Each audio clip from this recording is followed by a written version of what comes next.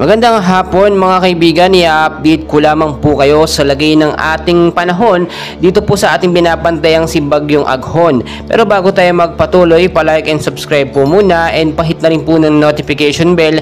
Maraming salamat po. Patuloy pa rin pong kumikilos mga kaibigan. Ito nga pong mata ng Bagyong Aghon na ngayon pa may estimated ng layo na 110 kilometers dito po sa may bandang Ticlaw Island at Masbate City.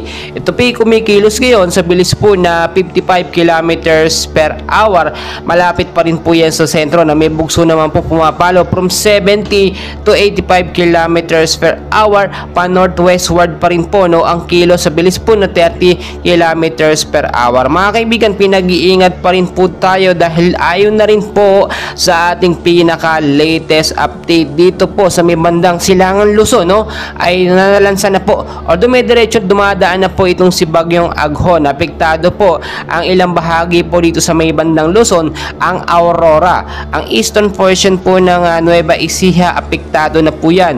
Eastern portion naman po ng Bulacan, kasama po dyan ang North Sagaray, Doña Remedios, Trinidad, City of San Jose del Monte, Bulacan, Metro Manila, Quezon City at kasama na rin po ang ilang bahagi po ng San Juan, Santo Tomas, Sorsogon, Albay, Catanduanes, Camarines Sur, Camarines Norte at Masbate, kasama ang Ticlaw at Burias Island. Mga kaibigan, dito naman po sa area ng Visayas ay apektado ang northern portion po ng Samar. Kasama po dito ang Rosario, Biri, San Isidro, Capul, San Vicente, Victoria, Labesares, San Antonio, San Jose, Allen, Bonbon at ang ilang bahagi po ng northern portion ng Samar, kasama po ang Tagapulan. So mga kaibigan, pinag-iingat tayo dahil dito sa may bandang Silangan Mindanao, nakita nyo naman una yung tinamaan, pero as of now bahagya na lamang pong epekto dyan sa may bandang Silangan Mindanao. Patuloy natin binabantayan dahil nga po tinataya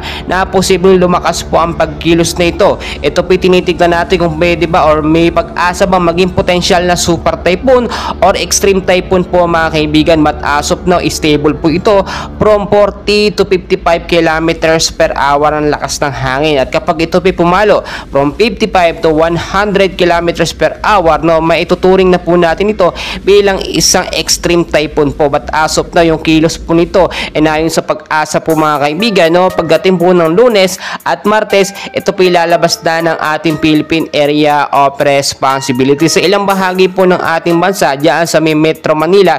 Yung iba hindi pa po nakakaranas ng pag-uulan. So hintayin nyo lamang po dahil naasahan ngayong hapon po hanggang sa gabi ay magpapaulan po itong si Bagyong Aghon sa ilang bahagi po ng ating bansa. Tinitignan po natin na posibleng magbago yung direksyon, dahil yung direksyon nakikita nyo naman, palihis lamang yung tama dito sa area po ng Visayas at sa may Luzon, pero posibleng magbago yan, posibleng magtagal or posibleng malusaw habang dumadaan po dito sa ating area. Kaya mga kaibigan, madami pa tayong kaganapan. Mamaya po muli meron tayong latest update.